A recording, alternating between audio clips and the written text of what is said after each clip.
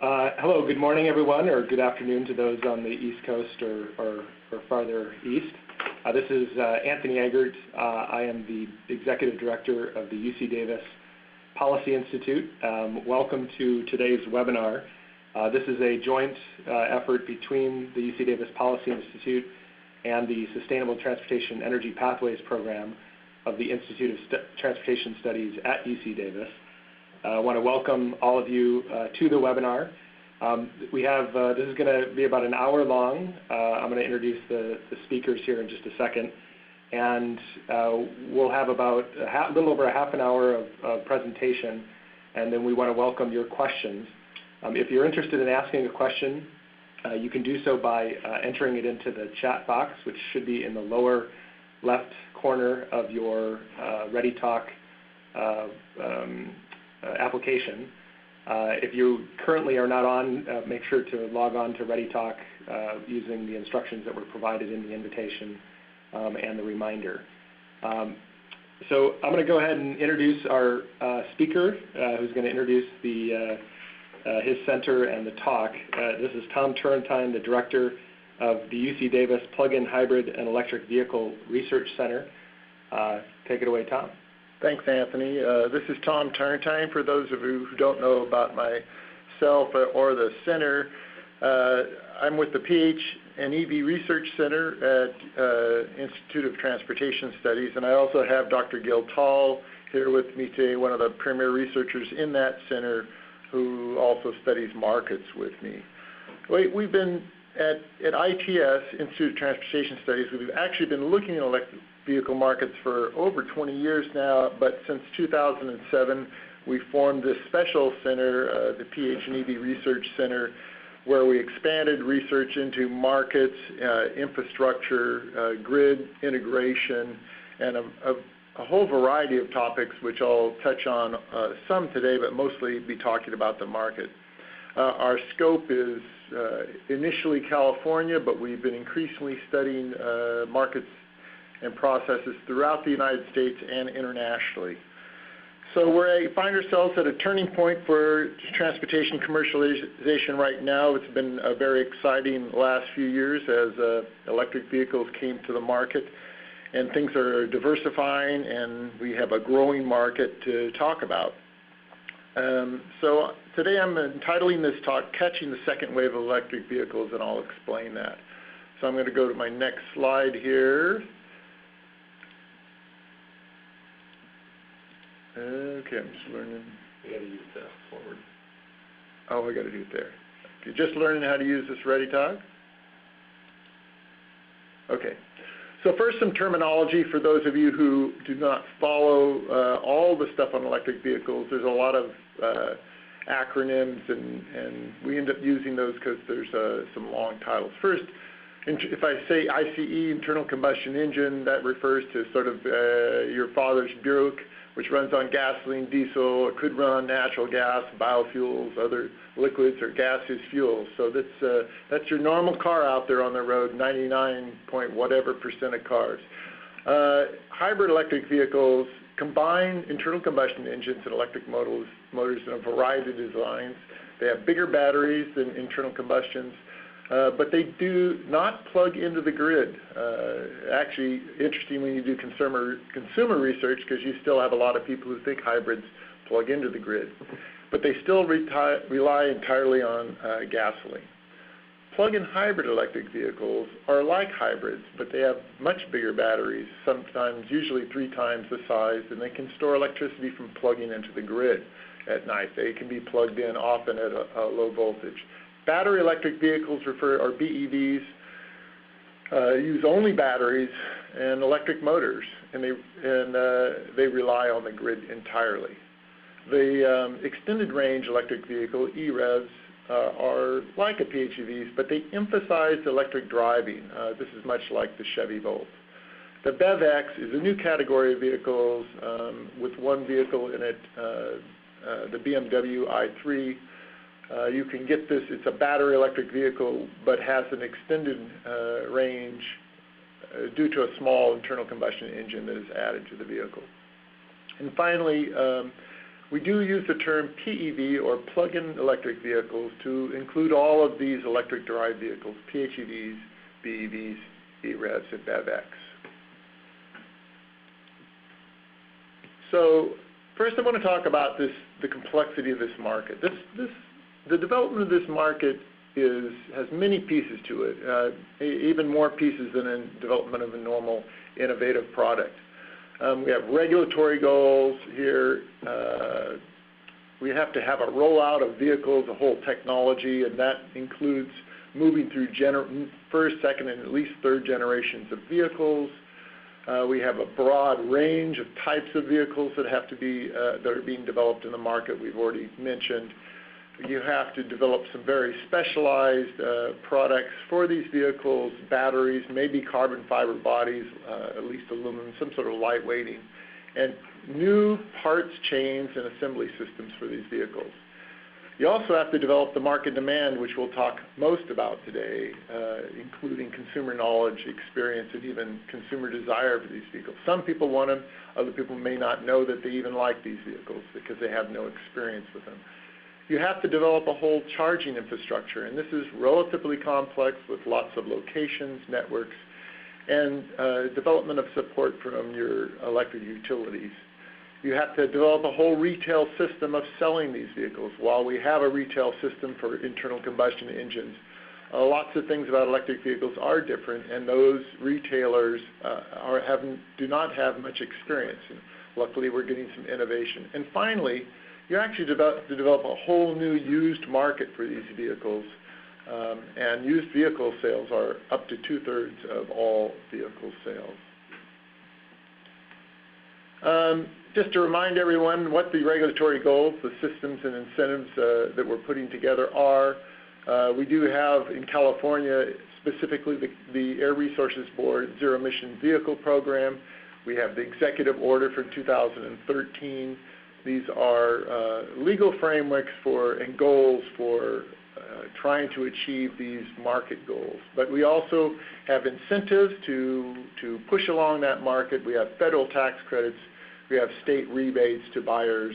We have discounts, utility rates for electricity. We also have things like high-octane vehicle lane access. Starting off, though, I want to talk about how you develop an innovation market process. And here, again, I want to emphasize how complex this is. It could take decades of what I'd call adaptive policy.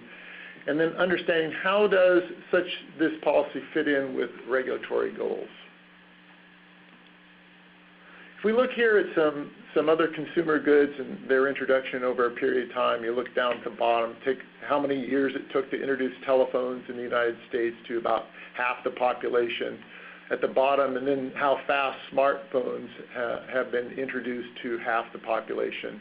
You have different rates of introduction of different types of products. In the middle, we see automobiles, and automobiles starting with a race between electric and gasoline and diesel at the start of the century. Well, actually diesel later, and with electricity falling out, it took almost 2 decades to reach half of America's population. Now, we don't really understand exactly how long it would take for electricity to move through and how much the population it would actually reach. But policy certainly has a big influence over that.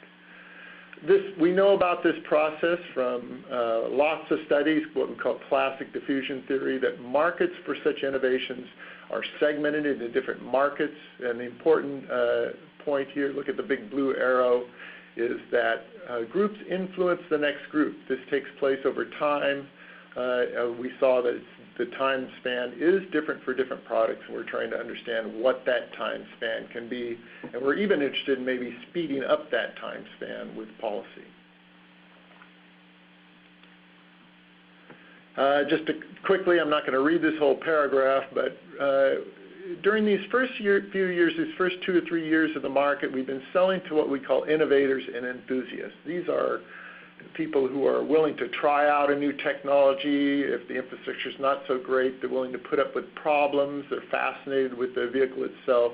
They kind of can live with a few bugs or defects while the manufacturers are working those out.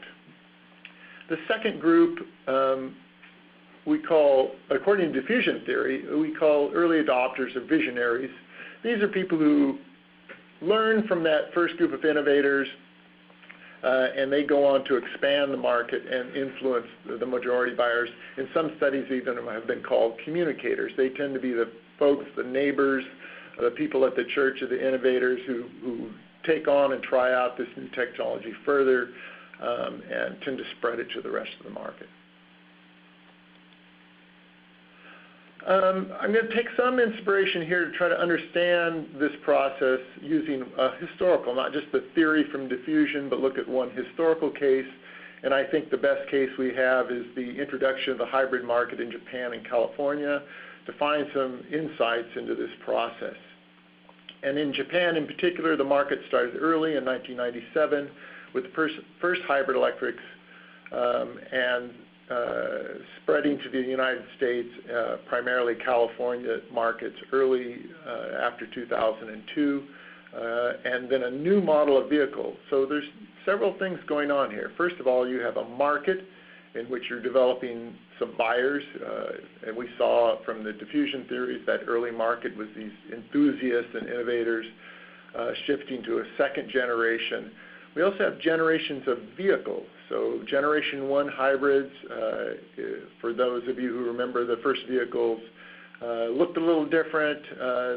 They had a few problems. They rolled out into the market over a few years. And then they changed to a more advanced design in generation 2 vehicles. And finally, some people say that generation 3 vehicles are when a auto manufacturer starts to make profit. And that's when the market can expand more rapidly.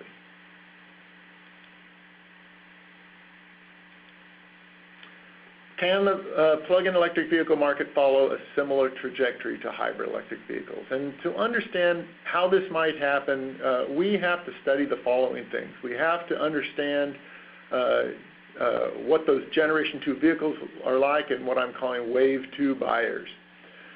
We have to understand household use patterns for these vehicles to help us develop and optimize the charging system which will be used. Remember, there's a lot of types of vehicles. I'll talk more about that in a minute. And so we're developing an infrastructure which has to service a lot of types of technology. We have a development process for the integration of these vehicles with our electric grid. How do they fit in to the circuitry and to the overall demands on that grid? They can maybe even improve the operation of that grid.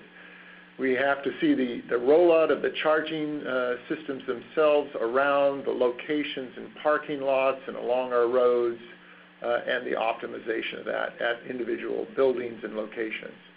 The development of a retail system and a used car market, and finally optimal incentive systems that may have to last a decade or two even.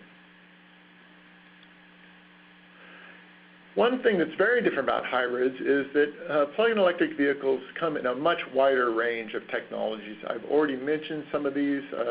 At the top of the screen, I have plug-in hybrid electric vehicles.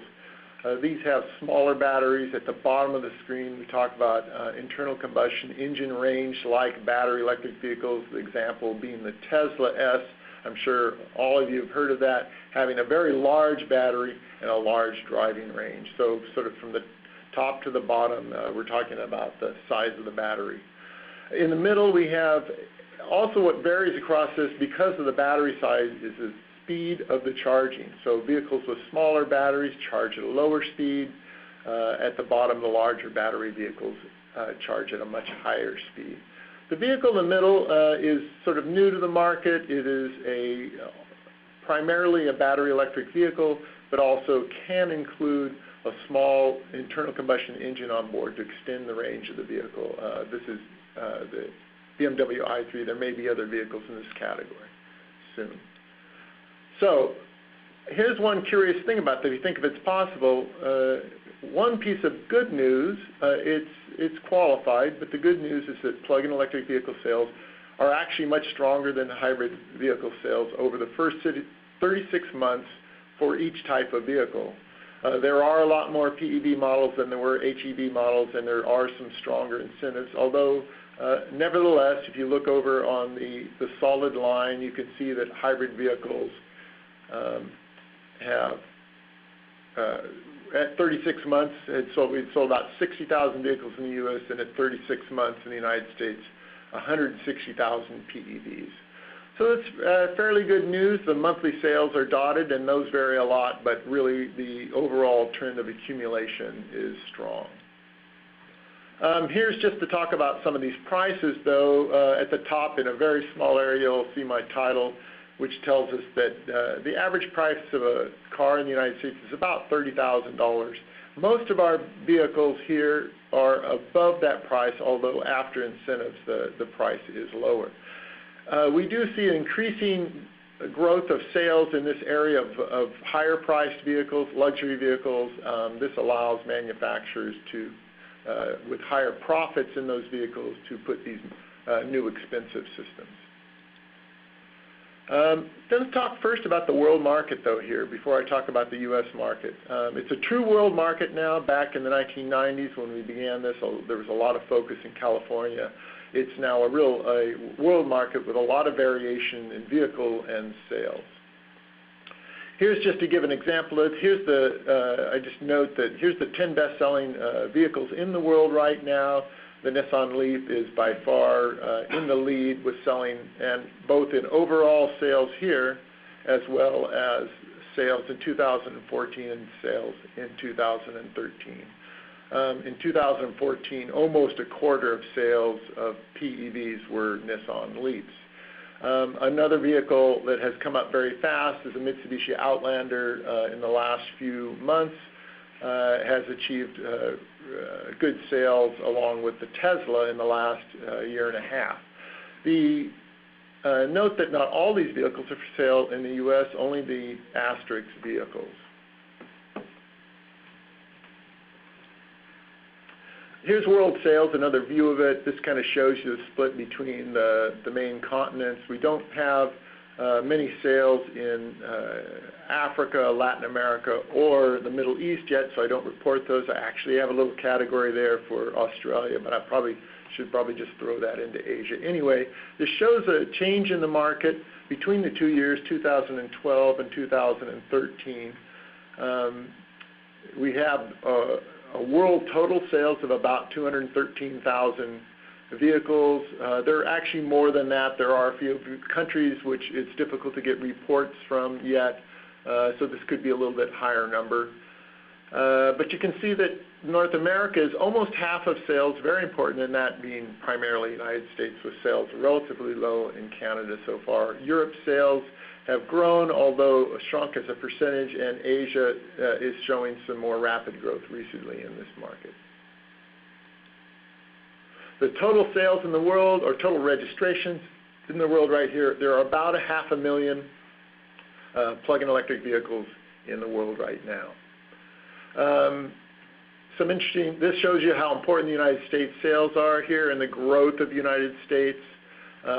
Sales have been a little bit more tepid in many European countries that we'd like to see more sales in: Germany, France, United Kingdom, who are big markets for vehicles.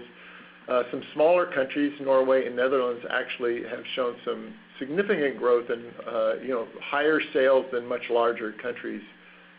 Japan has always been a strong market, but if you can see here, China is showing some rapid growth in the last year.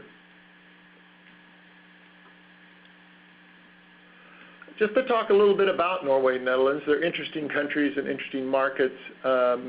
Netherlands actually had a very spectacular month last December with some very strong incentives, but their overall rate for 2014 now is about almost 5%.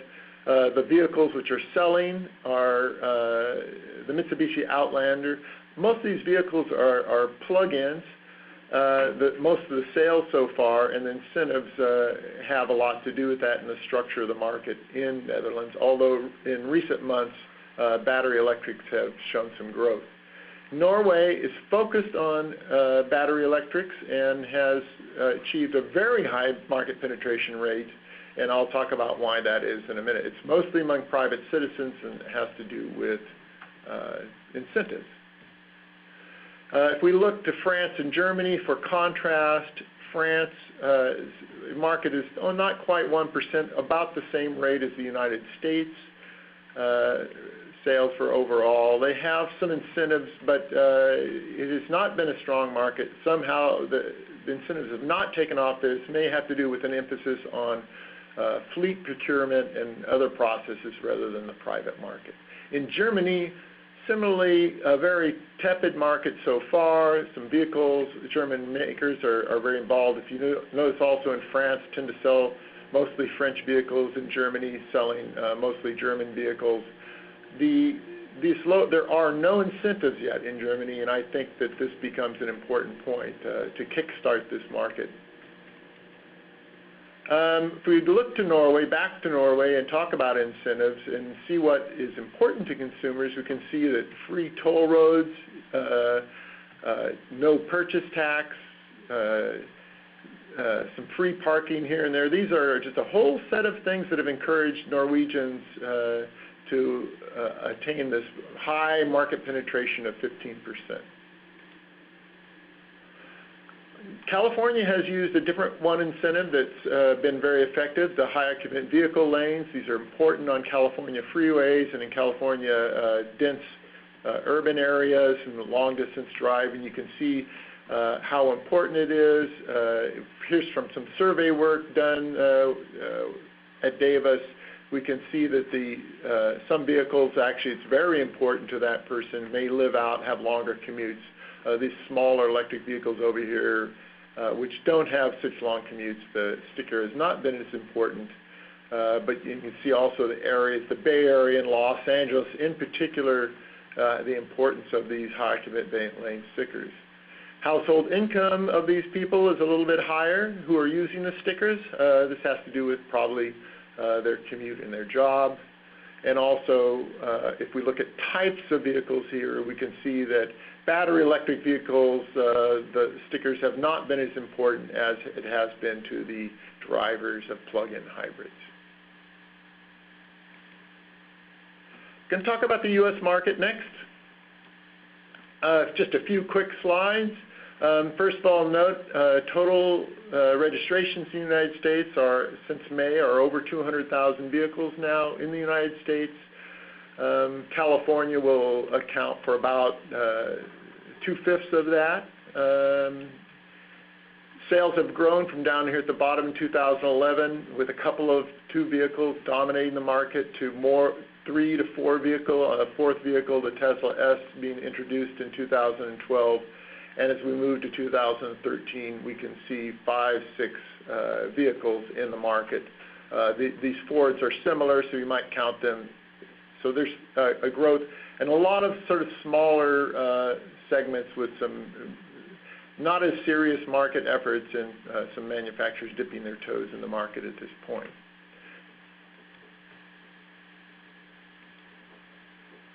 If we look more specifically at California, we see this growth pattern. This is based on rebates in California. These are BEVs and PEVs, so we actually are showing 2 lines there. We could pile those up on each other. If you look at the overall sales of both in California, it's up around 5% right here, and so that puts us very close with Netherlands. And we have some strong incentives, maybe not even as strong as the Netherlands, but we've achieved this also given our regulatory framework, which is a bit stronger in California. Hybrids are up to about 10%, maybe dropping a little bit, maybe in competition with these vehicles.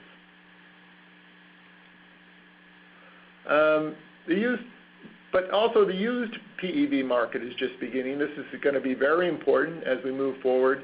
Actually, we'll talk in another slide about the importance of leasing, and the importance of leasing in these markets speeds up the development of a used car market as vehicles come off lease sooner than they would from a finance package, often in 2 to 3 years, releasing more vehicles to the used market. And this will be a very important dynamic.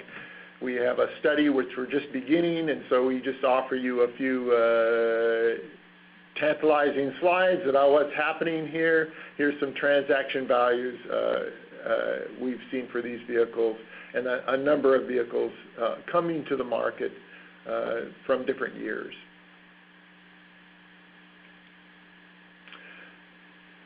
Now I'll switch to California, and I'm going to talk a little bit more about detail about the actual research we're doing at UC Davis. An important slide to show, we like to show in understanding the market, is how important income and new car buyers are as categories. When we think about the market, and if you look down here at the green bottom of the purchase pyramid, 2/3 of transactions for vehicles in the last 5 years, or purchases, were for used cars, not new cars. So actually new cars are a minority of sales.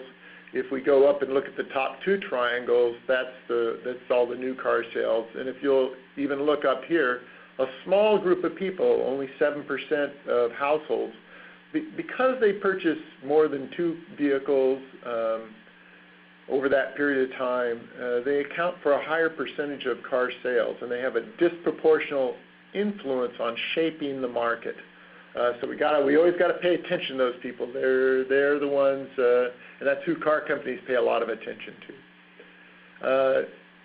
If we look over here, this kind of shows you another view of that, shows you the income of those households, more specifically households who buy no new cars are in sort of the middle income category, and new cars household incomes are actually pretty high, especially those who buy 2 or more new cars. Over here we see a fairly high income. If we look at plug-in electric vehicle buyers we have been surveying over the last 2 years, they're even more affluent than regular new car buyers. If we look at down here, if you look at internal combustion engine, and that is the blue, this portion of the curve, the blue lines, and compare that with the, for example, the battery electric, you can see the income much shifted to the right here with higher income. And we didn't even, when we first did these surveys, we didn't ask for income above $200,000. Working in a university, we just weren't expecting incomes much higher. But if we go to the next slide, we can see that there are some indeed very high incomes in this group, and so we have a relatively affluent buyers, some very affluent buying these electric vehicles. Not everyone. There are still over here in the reasonable income maybe, or normal income, we see some plenty of buyers, but we do see a lot of buyers with very high incomes also. And one important facet of this is the influence of leases. With electric vehicles, there's been a big increase in leasing, and it's not distributed evenly across all these vehicles, but a very high lease rates in California compared to normal leasing. Normal leasing is about 20% of purchases in California, and here we see about half, and in some vehicles, very high rates of leasing. Again, leasing becomes very important as it releases a lot more vehicles sooner to the used car market. Also important is housing type, also connected to income, but also connected to the idea that you have to have a place to park your car at night and charge it. So we talk here about housing types and whether people rent or own their vehicle. And you can see just by housing type, detached homes are the biggest chunk of homeowners, and then attached homes like townhouses and duplexes, the red, and really multi-unit dwellings, apartment-like buildings being a smaller slice of those that buy new car buyers. And then renting and owning, also a higher influence of owning. This is an interesting aspect, the clustering of buyers. We do see that most of our buyers, and we do a lot of geographical studies of where our buyers live, what zip codes they live in, what neighborhood. And this map I pull out a lot just to show how clustered these sales are. In certain neighborhoods, these are affluent neighborhoods. Most of them tend to be along California's coast. for those of you thinking that maybe it's just California Democrats, actually, I happen to know this neighborhood through some friends, and it wasn't Democrats. It's a relatively Republican area. So it's not just politics, although maybe those are all Democrats. I don't know. They're in that neighborhood. But it does show you this clustering effect, very tightly packed, so that people would actually see their neighbors driving. And this was 2 years ago. So this has increased density in this area, and we probably have a lot more electric vehicles in this neighborhood. Some neighborhoods in California we've studied, for example, in the Bay Area, can have as high as 3% of all vehicles in that neighborhood. So given some of this growth, there is congestion also in the charger system. And this is one of the things we brought up, is the growth of the charger system. We face in California, given these market demands, and this is also happening in Netherlands and Norway, is some congestion in public chargers. People have chargers at home, but public charging, these are certainly at some workplaces. This is a heat map showing areas where we actually are having congestion at chargers. And so this will become increasingly a challenge as we develop the system, and we have to respond. You can't put the chargers anywhere. You have to put the chargers where they're needed, and we have to study very carefully and monitor the situation in order to put the chargers in the right location. We need a lot of data collection to do this properly. Also, battery electric vehicles are found in the urban cores, while higher numbers of plug-in hybrids are found in the suburbs. This certainly has to do with range issues, probably, of the vehicles. It could have something to do with income. This might be Tesla owners in here in the Bay Area, but we do see plug-in hybrids at a higher percentage in the peripheral areas and battery electrics in the core areas.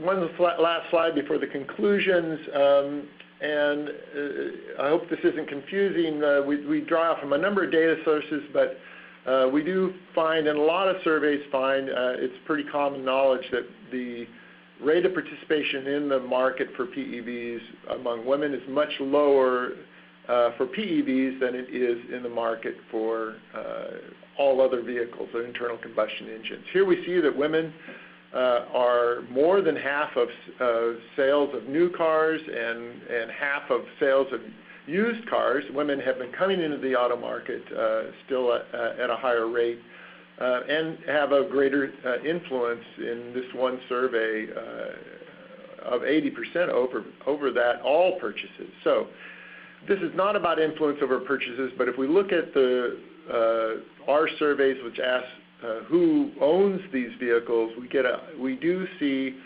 30% women and reducing all the way down to an earlier study, even a lower rate of participation of women in this market so far. This opens up a possibility. This is actually, we should view this as an opportunity. Here is one of the biggest parts of the market that needs to be reached with vehicles. Now, some of you might be thinking that this has to do with the range of the vehicles and maybe with a battery electric, but actually these vehicles here don't have any range problems, and so this is more maybe income and technology issues that we need to explore.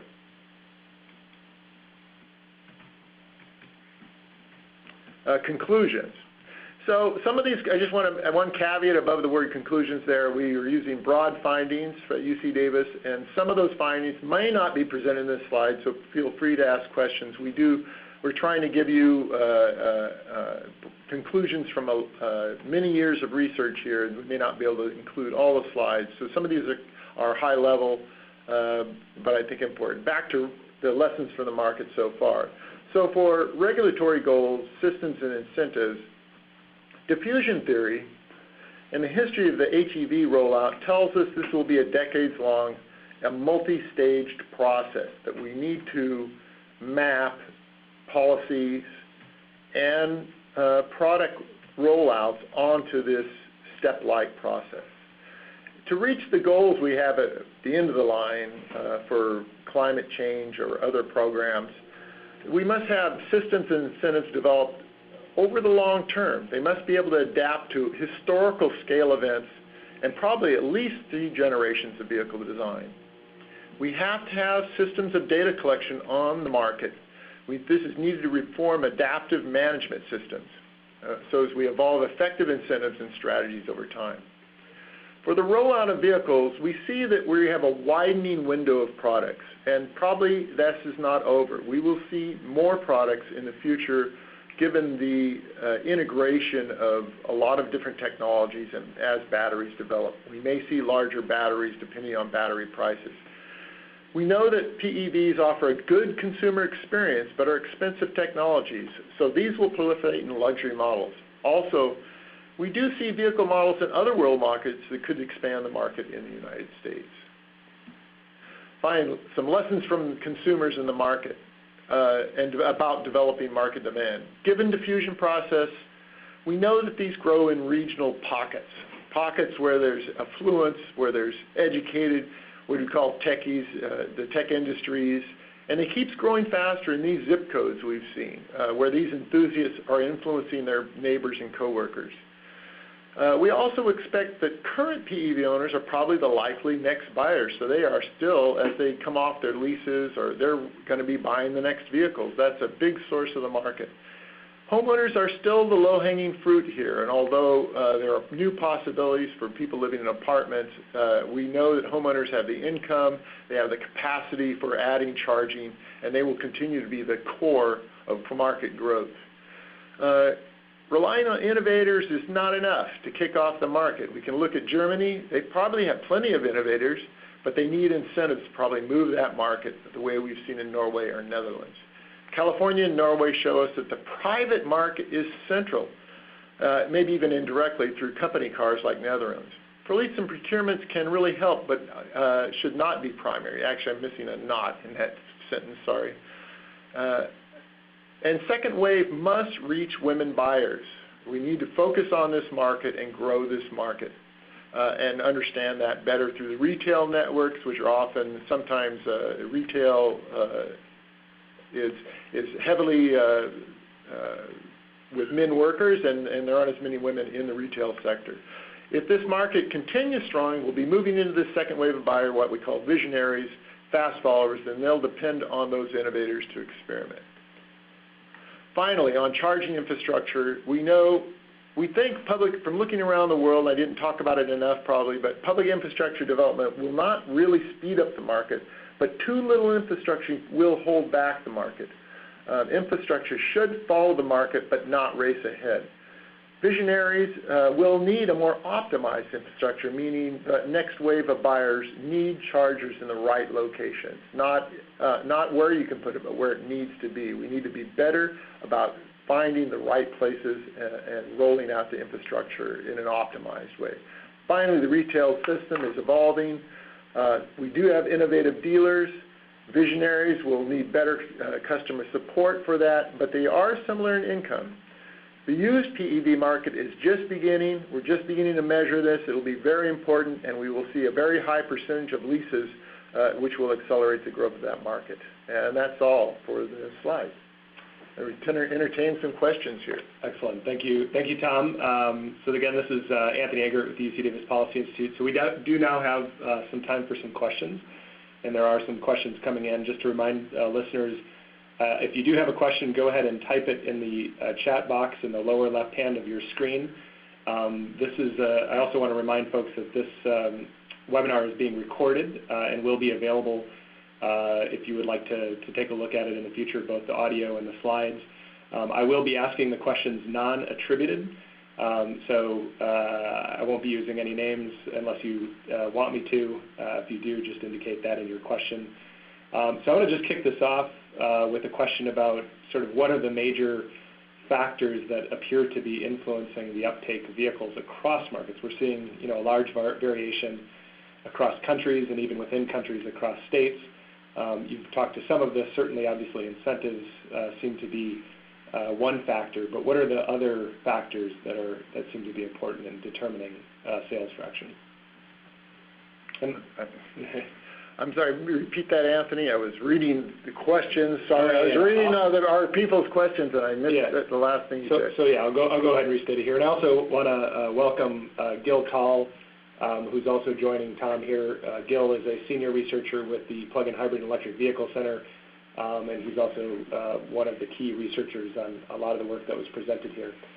So the question has to do with what are the big factors that we believe determine sales. And you've mentioned incentives as being one of those, especially seeing kind of the dramatic variation across markets within countries and across countries.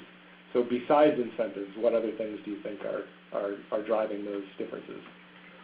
Well, we've had a lot from the very beginning when we began this research, actually back in the early 90s, and we did it, I always go back to a drive test we held in the Pasadena Rose Bowl in 1991, or 92, it's 91 or 92. We had small electric vehicles, we had some methanol vehicles, we had some natural gas vehicles, in which we had people drive around the parking lot of the Rose Bowl. It was a really fun test, had a lot of graduate students. And my biggest lesson from that was actually the response of participants to the drivetrain of the vehicle.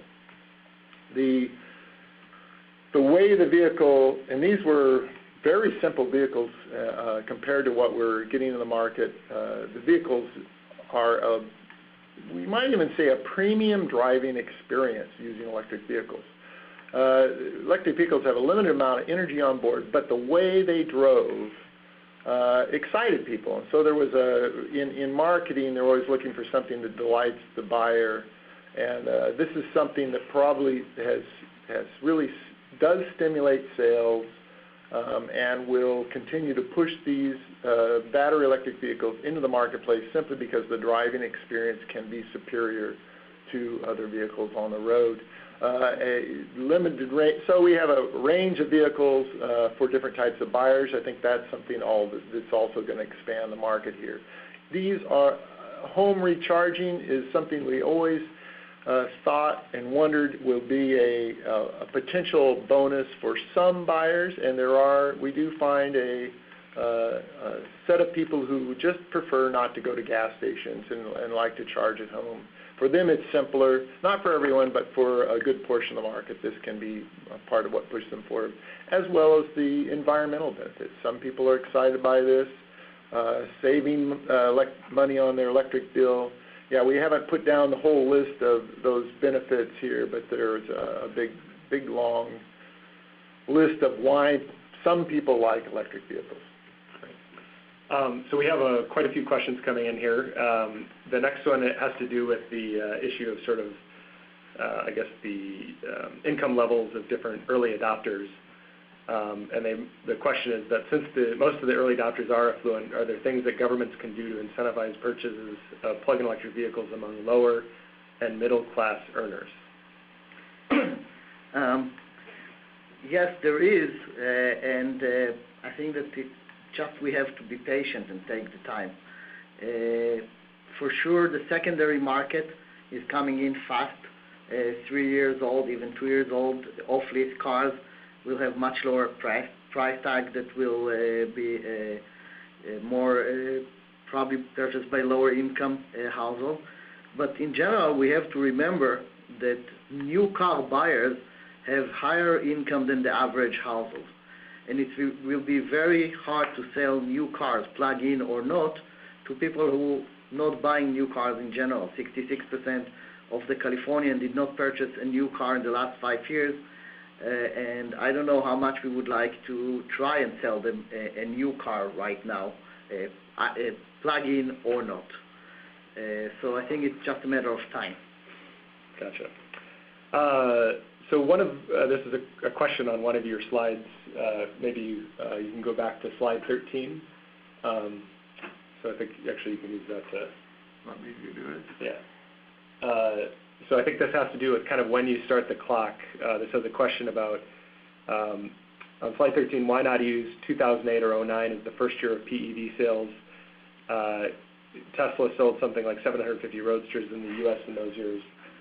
We'll see if we can get the, all right, there we go. So the question is when to start that zero mark, recognizing that there were PEV sales prior to, for example, the Roadster was on the market back in 2008. Well, we could, yeah, I mean, there were some vehicles on the market in a few areas. Those are pretty small numbers, though.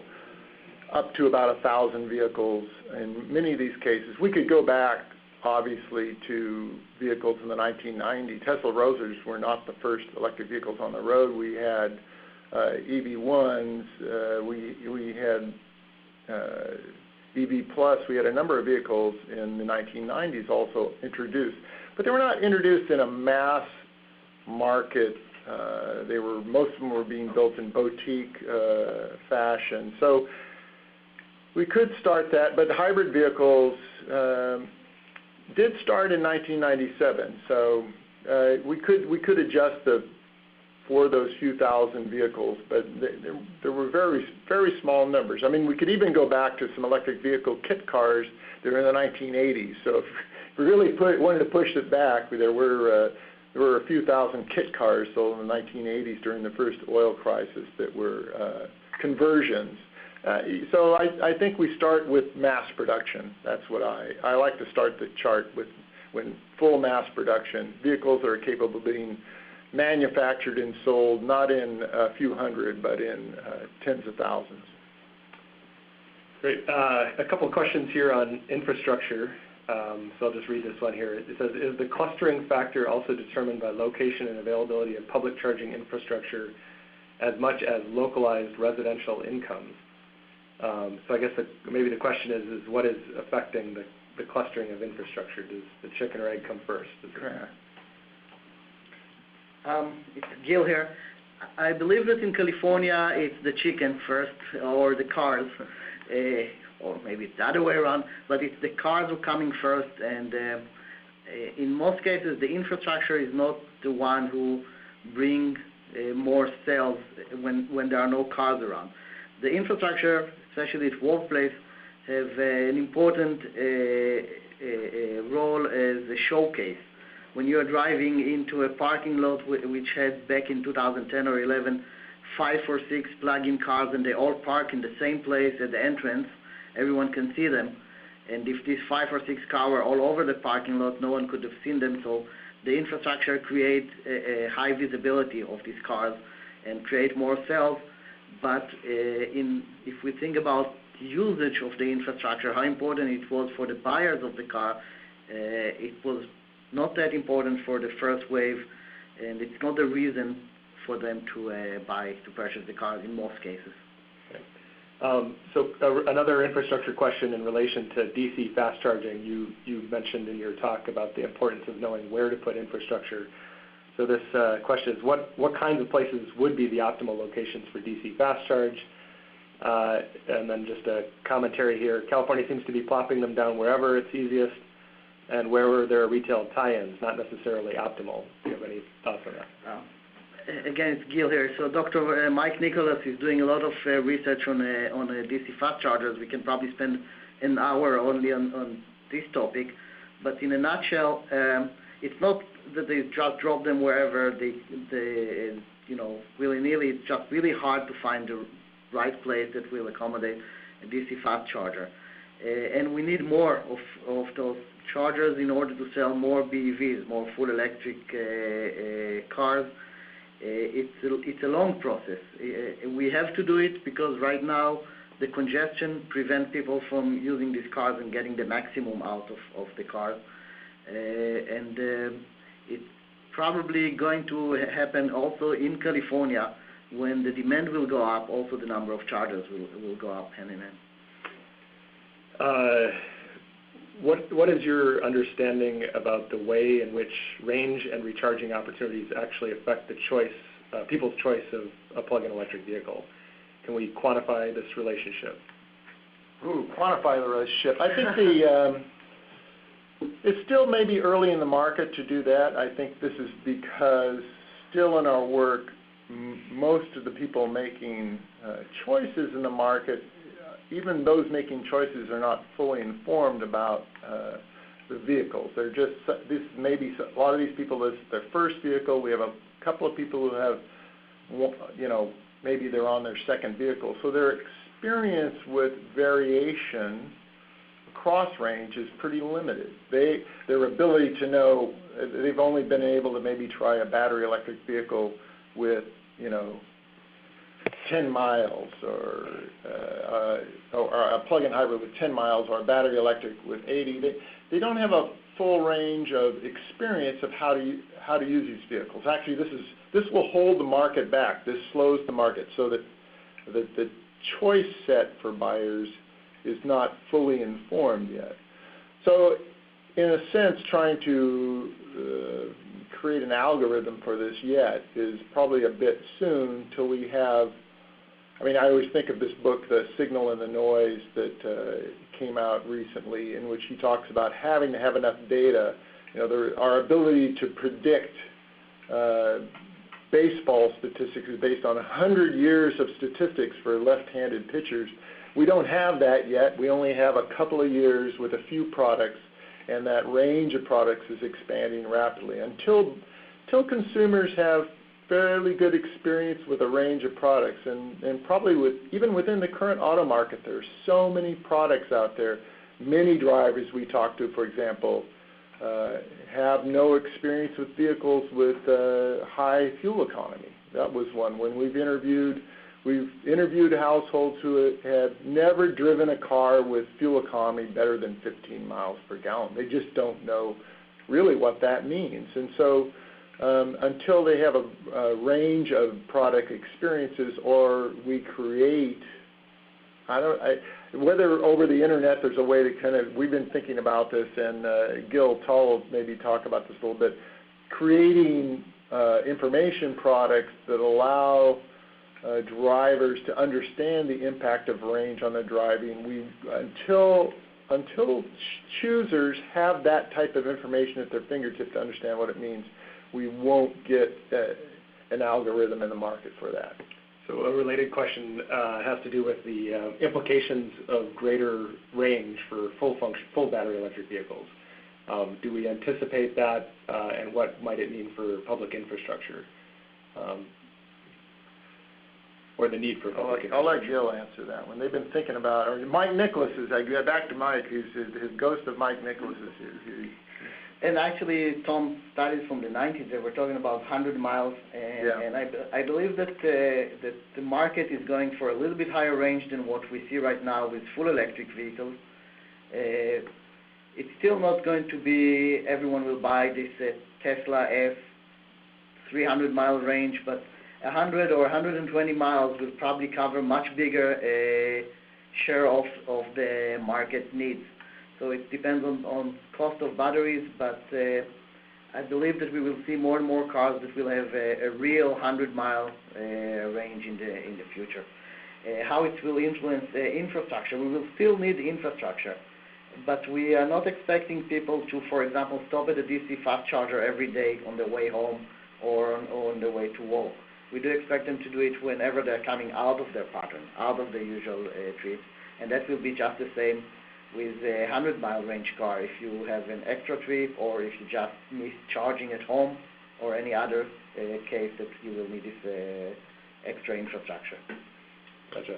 Let me just say something about the market. Again, back to the range of vehicles available. We tend to think we're thinking about all the time about the range of the vehicle and what do people need and what do they want. And we tend to focus on battery electrics when there's this big arc of products that's being developed, everything from vehicles with 10 miles of range up to Teslas with 200. There's a big product window out there and some holes in it right now between. We have a lot of cars with about 90 miles of range, maybe one vehicle with 100, and then some vehicles with 200. There's a lot of territory in there. Battery prices have a lot to do with this, whether you're selling a luxury vehicle or a non-luxury vehicle. So the choice of vehicle, we have to keep our eye on that and realize that, for example, I'll just point out a car, the Mitsubishi Outlander has sold very well outside the United States in the last few months. This type of vehicle, which has is something of been very strong sales in crossover SUVs in the United States. It has good profit. So this type of vehicle, combined with a battery electric, with a plug-in hybrid, giving it 20, 30 miles of range, is a very attractive product. So think about the whole product package. What is available to the customer? What are they getting in the vehicle? And as those come into the market and fill up, there's a market segment that's growing very strong in the United States, and suddenly you have a technology which complements that market segment, and so we will see growth in that. And then as those develop over the first and second generations of vehicles, and battery prices begin to come down as the volumes of those vehicles come up, then we see ranges maybe creep up into what we think, or if you really are interested in battery electrics, 100, 120 miles, 150 miles, it becomes affordable. So a question here about the current market for hybrid electric vehicles. So you use that as an analogy to look at, a comparative analogy to look at the sales of plug-in electric vehicles. There's a statement here that suggests that the HEV market is declining as the number of HEVs on the market is expanding. I don't know how long that trend has been in existence, but the question is, what do you see that do you see that as a trend, and what it might mean for the analogy for PEVs?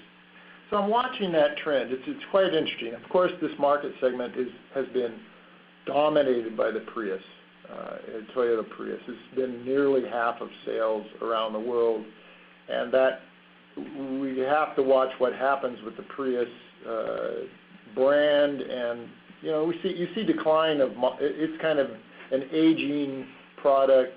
It needs some refreshing, and that's having some impact on the market right now. That's sort of typical market dynamics. It's not really as much about hybrids. It's really about the Prius right now, I think, or at least I want to see what is done with that product. It's ready for refreshing. Does that become important? Some of those other products actually are doing quite well. For example, Ford hybrids their market shares are growing, and other hybrid markets not quite as fast. The sort of dominance the Prius has maybe even held back. Well, I'm kind of thinking that we'll see that market dynamic shift a little bit. There is a lot of competition from some very high fuel economy internal combustion engine systems now that make those. There's stronger competition there, but I think that we have there's reasons in that product line to find encouragement. Although I think plug-in hybrids, given electric drive, and my earlier comments about electric drive show that actually there's some strength in hybrids which begin to incorporate larger batteries and the performance characteristics of those vehicles. Great. So actually we're coming to the end here of our hour, and I want to invite just any sort of, we did get a number of questions that we didn't get a chance to answer. To the extent that we are able to, we can post some information or some relevant research to those questions on our webinar website, which you should have in the announcement. And also we got a number of questions on related topics, including some on hydrogen and fuel cells. We will be having future webinars on those topics, so we'll hold those questions and hopefully be able to address those in future webinars, which I would encourage you to keep a lookout in your inbox for invitations to those. But I guess maybe just as a closing for both Tom and Gil, if you had to sort of leave folks with one key takeaway message as it relates to the PEV market, where we're at today, what would you want people to really remember from this talk? Well, I entitled this Looking to the Second Wave. I'm pretty optimistic about this next segment of the market.